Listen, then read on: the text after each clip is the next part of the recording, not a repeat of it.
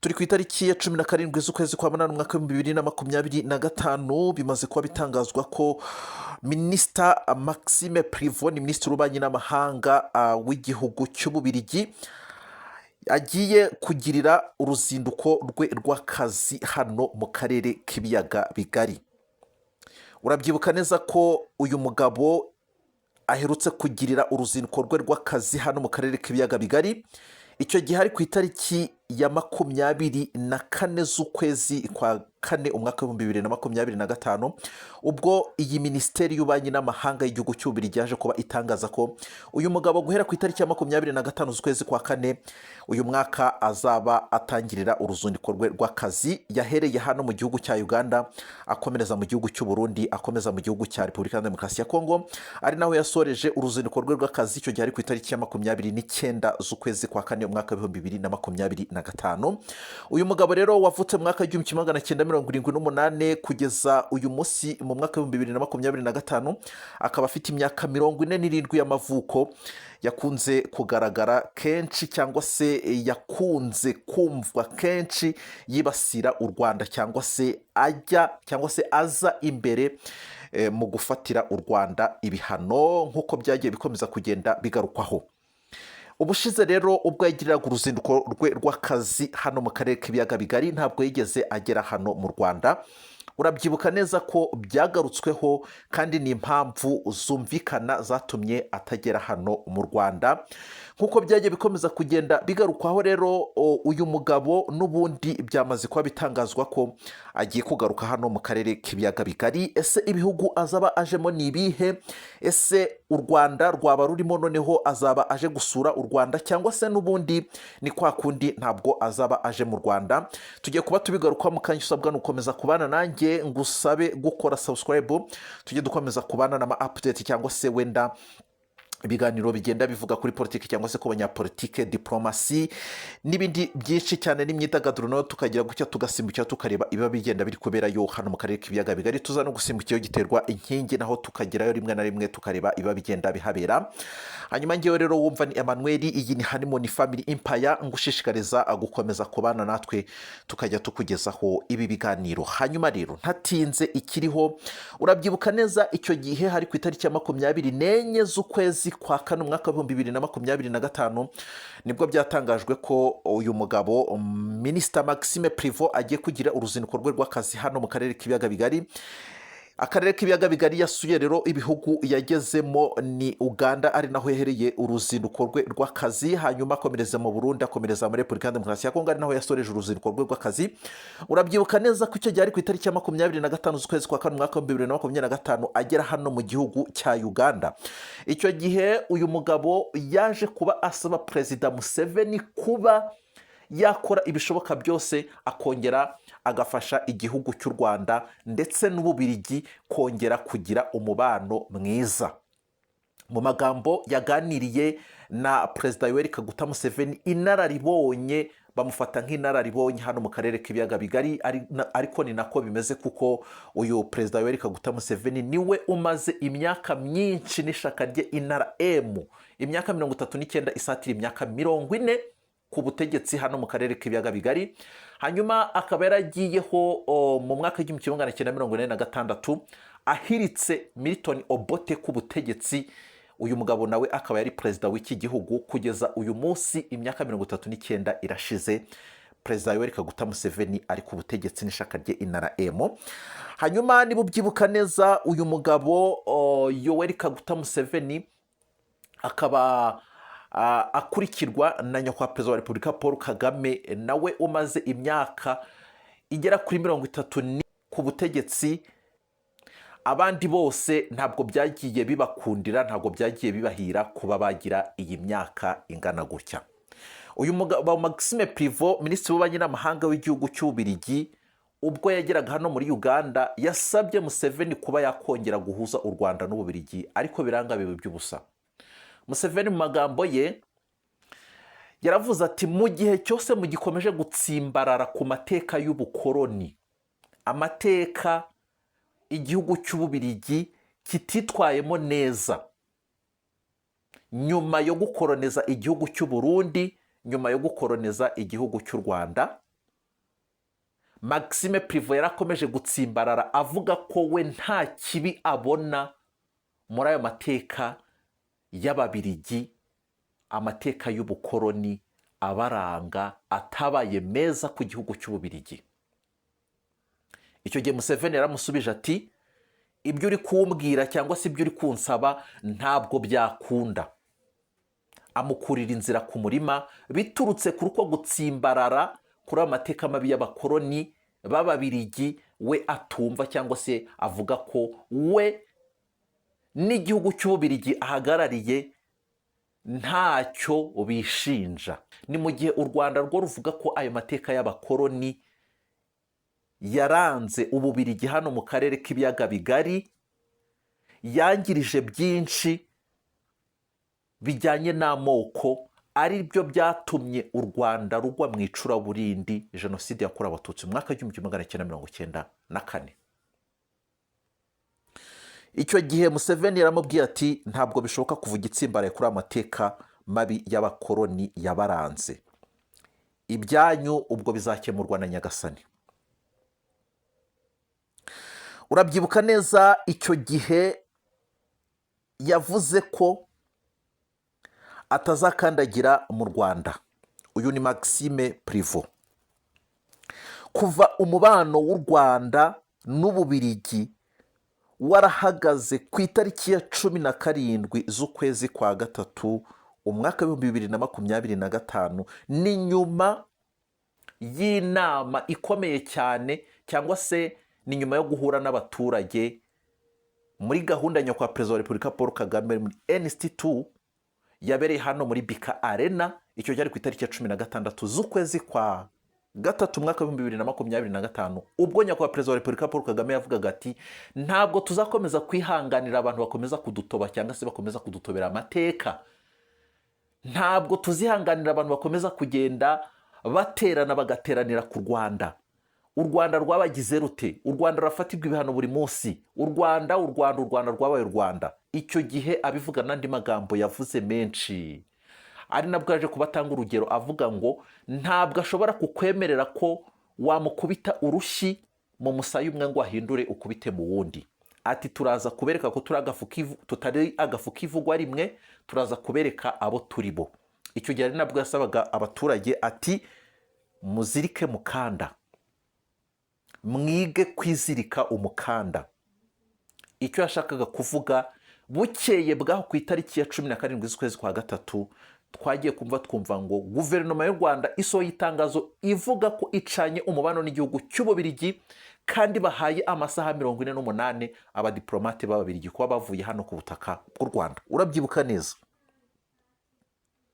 Uyu mugabo Maxime Privot yakomeje agira ati nyuma y'icyemezo cy'u Rwanda cyo guhagarika umubano ushingiye kuri diplomasi, ati kujya i Kigali ntabwo byashoboka kuri nge.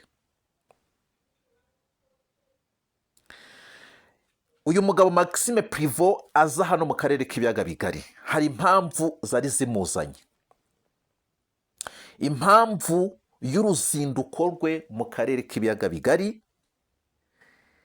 icya mbere kwari ugutanga umusanzu mu bya diplomasi uganisha ku gushaka igisubizo kirambye cy'amakimbirane yo mu burasirazuba bwa RDC. Urabyibuka u Rwanda rwafashe umwanzuro wo guhagarika umubano warwo n'igihugu cy'Ububiligi, kuko nari nabivuze ku itariki ya 17 z'ukwezi kwa gatatu umwaka wa 2025, nyuma y'igihe kirekire iki gihugu cyo ku mugabane w'Uburayi gisaba amahanga n'imiryango mpuzamahanga gufatira ibihano u Rwanda, kurushinja gufasha umutwe witwaje intwaro wa M23 ukorera mu burasirazuba bwa Repubulika Iharanira Demokarasi ya Kongo. U Rwanda rwaje kuba rwiregura rutera utwatsi ibi birego amahanga cyangwa se Ububiligi bwari bukomeje kugenda burushiraho. u Rwanda rwakomeje ruvuga ko iyi myitwarire y'Ububiligi idahwitse cyangwa se idakwiriye ku Rwanda. U Rwanda rwakomeje ruvuga ko iki gihugu cy'Ububiligi ari igihugu cyagize amateka mabi yabaye hano mu karere ka Afurika y'ibiyaga bigari kuva mu bihe by'ubukoroni ubwo Ububiligi bwakoronezaga u Rwanda ndetse n'u Burundi. Uyu mugabo Maxime Prevot byaje kumenyekana ko ari wo wazengurutse amahanga mu izina ry'Ububiligi asabira u Rwanda ibihano, kandi ko yabikoraga avugana n'abayobozi bo muri Repubulika na Demokarasi ya Kongo, bamwerekera bati nyura ahangaha, bamubwira bati vuga ibi ngibi. Muri ibyo bihugu yagendaga azengurukamo twajya kumva tukumva ngo u Rwanda rwafatiwe ibihano, twajya kumva tukumva ngo abayobozi bakuru b'igihugu cy'u Rwanda bafatiwe ibihano, byose biturutse ku mikoranire yari hagati y'Ububiligi ndetse na Repubulika na Demokarasi ya Kongo. Abayobozi ubwo ni Maxime Prevot ndetse n'ubutegetsi bwa Kinshasa. U Rwanda rwagaragaje ko mu gihe rufitanye amakimbirane na Repubulika na Demokarasi ya Kongo, Ububiligi budakwiye gufata ingamba ziyenyegeza, ko ahubwo bwagakwiye gutanga umusanzu mu kuyakemura. Ububiligi na Repubulika na Demokarasi ya Kongo bafitanye umubano, ariko reka banawugirane ni mu gihe Ububiligi na Repubulika na Demokarasi ya Kongo, uyu mugabo Perezida Felix Tshisekedi afite ubwenegihugu bw'Ububiligi n'ibindi byinshi cyane bigiye bitandukanye, byose bishobora kuba biriho muri diplomasi, politike, mu gisirikari. Murabizi neza ko hano muri Repubulika ya Demokarasi ya Kongo hariyo ingabo z'Ububiligi, hariyo ibikoresho by'Ububiligi n'ibindi byinshi cyane, bafite imikoranire ya hafi. Byamaze kuba bitangazwa rero ko uyu mugabo Maxime Prevot agiye kugaruka hano mu karere k'ibiyaga bigari, akazagera mu gihugu cya Repubulika ya Demokarasi ya Kongo, ubwo ni RDC, akagera mu gihugu cya Kongo Brazzaville, akagera mu gihugu cya Kenya, hanyuma akazasoreza uruzinduko rwe muri Ethiopia. Ibi ngibi sinzi niba uraza kumva ko bifitanye isano n'amakimbirane ari kubera hano muri Repubulika na Demokarasi ya Kongo, hagati y'u Rwanda ndetse na Repubulika na Demokarasi ya Kongo. Urabyibuka neza ko Ethiopia niho hari icyicaro gikuru, ya Addis Ababa niho hari icyicaro gikuru cy'umuryango wa Afurika yunze ubumwe AU. Bivuze ko azagenda agahura n'abayobozi bakuriye uyu muryango wa Afurika yunze ubumwe. Azakomeza uruzinduko rwe, azagera hano muri Kenya. Muri Kenya tuze kubihuza neza, ngira ngo wabyumvise ko Kenya yamaze kuba inoma umukonsila generali wagakwiye kuza guhagararira Kenya mu nyungu zayo bwite hano i Goma. Ariko ejo mu itangazo ryasohotse ryasinyweho cyangwa ryashyizweho umukono na Teresa Kayikwamba wa Guinea, Repubulika ya Demokarasi ya Kongo yamaze gutera utwatsi iki cyemezo Kenya yafashe cyo kuba yohereza umukonsila generali hano mu bice bigenzurwa n'ihuriro AFC 23 twirwaneho. Ibi ngibi byakomeje kugenda bituma hazamuka cyangwa se hatutumba umwuka utari mwiza hagati ya Repubulika ya Demokarasi ya Kongo ndetse na Kenya. Sinzi rero niba biraza kuba agahato uyu mukonsila generali witwa Judy Kyariakumiri uzaturuka no mu gihugu cya Kenya akaza guhagarara Kenya hano muri Goma muri Repubulika ya Demokarasi ya Kongo. Sinzi niba azaza ku gahato nyuma y'uko Repubulika ya Demokarasi ya Kongo ibiteye utwatsi, yavuze ko ngo bishe itegeko cyangwa se amahame y'Ivienne yo ku itariki ya 24 z'ukwezi kwa kane mu mwaka w'1963, kandi barongera bavuga ko batigeze babona ubusabe bwa Kenya ko igiye kohereza umukonsila generali hano mu bice bigenzurwa n'ihuriro AFC 23. Barongera bavuga ko ngo kuba bashaka kohereza uwo muntu ntabwo Repubulika ya Demokarasi ya Kongo yabyemera, kuko kino gice kigenzurwa na M23 bafatanyije n'u Rwanda bakomeza kugenda bica abagore n'abana, babafata ku ngufu, n'abagabo bose bwo birumvikana, abagore n'abana b'abakobwa babafata ku ngufu, n'ibindi byaha byibasiye inyoko muntu. Ibyo byose birashirwa ku Rwanda, ntabwo bashobora kwihanganira cyangwa se ntabwo bashobora kwemerera Kenya ko yakoherezayo uyu muntu. Urabyibuka neza ko ku itariki 10 z'ukwezi kwa karindwi mwaka wa 2025 Uganda yafunguye, cyangwa se Perezida Yoweri Kaguta Museveni yafashe icyemezo cyo gufungura umupaka uhuza Uganda ndetse na Repubulika ya Demokarasi ya Kongo muri bino bice bigenzurwa na M23, umupaka wa Bunagana. Urabyibuka ko mu kwezi kwa gatatu mwaka wa 2025 u Rwanda narwo rwafunguye umupaka uruhuza na Kongo, ariwo La Grande Barriere la Corniche. Kugeza amagingo angaya n'ibindi bigenda biziraho byose bikaba bigenda bigaragaza ko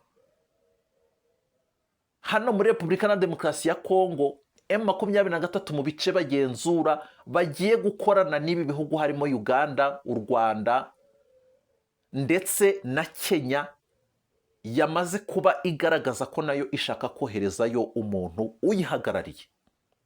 Ikijyanye n'amafaranga, birumvikana ko amafaranga yakora hano mu Rwanda, yakora no muri Kenya cyangwa yakora muri Uganda. Ikijyanye n'ubucuruzi, wakora ubucuruzi hano muri bino bice bigenzurwa na M23, yabukorera muri Uganda, yabukorera muri Kenya, yabukorera mu Rwanda. Gutyo nuko nguko bimeze, niko ibintu biri, nuko ngo biraca amarenga biganisha aho ngaho. Kugeza ubu ngubu rero abantu nkuko bari gukomeza kugenda babigarukaho, uyu mugabo uru ruzinduko azagirira hano muri kano karere k'ibiyaga bigari ni ikigaragaza ko azaba agarutse kureba ngo ese ko turi kubona ibintu biri kwerekeza aha ngaha, iyi ntambara izarangira gute? Mu Rwanda ho wamaze kubyumva, ntago yakandagira mu Rwanda. Araza kumara iki mu Rwanda kandi kuba u Rwanda rudafitanye umubano n'igihugu cy'Ububirigi se yabaza kumara iki se? Muri Congo Brazzaville ikizaba kimujyanyeyo ho birumvikana. Urabyibuka ko u Rwanda na Congo Brazzaville byari bifitanye umubano, yewe harabayeho no kugabirana inka, yewe n'ibindi byinshi cyane byagiye bigaragaza umubano. N'ubutaka bwari bwarakodesheje, Congo Brazzaville yarakodesheje u Rwanda. Ibyo byose byamaze kuba bihagarikwa nyuma y'amakimbirane ari hagati y'u Rwanda na Repubulika ya Demokarasi ya Kongo, ariko bigizwemo uruhare na Kongo. Kongo yafashe icyemezo ikavuga ngo ntishaka ko u Rwanda ruzongera gukandagira hehe muri Congo Brazzaville. Uyu mugabo Denis Sassou Nguesso barangije bamubwira bati uko byagenda kose ntabwo wemerewe kuzongera kugirana umubano n'igihugu cy'u Rwanda, ibyo biveho bihagarare, ko nawe waba uri ikinyoma cyangwa se waba uri umwe muri bo. Nuko muri Kongo ho birumvikana azahura na Perezida Felix Tshisekedi baganire. Nibamara kuganira birumvikana azamubwira ati dore bimeze gutya, dore gutya gutya gutya gutya. Ni mu gihe M23 yo kugeza amagingo ayangaya bavuga ko amasezerano, inyandiko y'amahame y'amasezerano ngenderwaho yiduha muri Katari yaba ari ibya mbere y'itariki ya 19 z'ukwezi kwa karindwi, byose byamaze kuba bidatanga umusaruro, ariko biturutse ku butegetsi bwa Kinshasa bwanze gushira mu bikorwa ibyo bumvikanyeho. Harimo gufungura za mfungwa 700 na bya bindi tugenda tugarukaho, n'ibindi byinshi cyane batigeze bumvikanaho, cyangwa se amasezerano y'agahenge. Ibyo byose byamaze kuba bitagerwaho, ariko ngo biturutse ku ruhande rwa Repubulika ya Demokarasi ya Kongo yakomeje kugenda itera mu birindiro bya M23 ikirwanaho, ariko M23 nayo bikaba bivugwa ko igira gutya nayo igatera igamije kwigarurira uduce tugiye dutandukanye. Kugeza amagingo nk'uko maze iminsi uri kubyumva, bikaba bimaze iminsi biri kuvugwa ko M23 yakomeje kugenda yigarura n'utundi duce tugiye dutandukanye. Yewe bikaba biri no kuvugwa ko ubu ngubu bari gusatira uyu mujyi wa Uvira, hari kubera imirwano ikomeye cyane, aho General Muhozi Kainerugaba, umugaba mukuru w'ingabo za UPDF, yavuze ngo M23 niramuka yafashe Uvira nawe yiteguye gufata Kisangani mu gihe kingana n'icyumweru, UPDF izabifashe kisanga ari mu gihe kingana n'icyumweru. Ibintu rero birakomeza kugenda bica amarenga iyo biri kwerekeza niba ari uko M23 igiye kuzagira Kivu, Repubulika ya Kivu, ni mu gihe abayobozi bayo bavuga ko ngo batazigera bava hano mu mujyi wa Goma cyangwa se Bukavu kugeza Yezu Kristo agarutse hano ku isi. Ibi ngibi byatangajwe na Liyetona Koloneli Wiringoma. Hano i Goma niho yarari. Ati tuzova hano muri Kivu y'Amajyaruguru na Kivu y'Amajyepfo cyangwa se i Goma ari uko Yezu Kristo agarutse gutora itorero rye. Aho nawe unyumvire. Repubulika ya Demokarasi ya Kongo iti ntago nzicarana namwe muri nyeshamba. Hanyuma M23 nayo iti ibyo ushaka urashaka kutwirukana ku butaka bwacu gakondo, natwe ntituzahava. Tuzahava ari uko Yezu Kristo agarutse gutora. Ubwo rero kugeza amagingo ayangaya nimba Perezida Felix Tshisekedi azava kwizima akavuga ati reka ndekure igihugu bakagicamo kabiri, ntabwo tubize, reka dutegereze iminsi iduhishiye byinshi. Ikiriho cyo nicyo ngicyo naba nkubwiye, ni uruzinduko rw'uyu mugabo Maxime Prevot, Minisitiri w'Ububanyi n'Amahanga w'igihugu cy'Ububirigi, azagirira uruzinduko hano mu karere k'ibiyaga bigari. Itariki ntabwo zatangajwe ariko byamaze kuba bitangazwe uyu munsi ku itariki ya 17 z'ukwezi kwa Munani mwaka wa 2025 nibwo biturutse hano muri Minisiteri y'Ububanyi n'Amahanga y'igihugu cy'Ububirigi. Reka mbashimire rero mbabwire ngo turi kumwe kandi dukomeze kubana muri biganiro byacu bigenda bigaruka kuri politike. Hanyuma ngiye wumva ni Emmanuel kandi ndakubwira ngo ukomeze ukore subscribe tujye dukomeza kubana n'ama update agiye atandukanye ku ntambara cyangwa se n'ibindi biganiro bivuga kuri politike cyangwa se imyidagaduro hano mu karere k'ibiyaga bigari.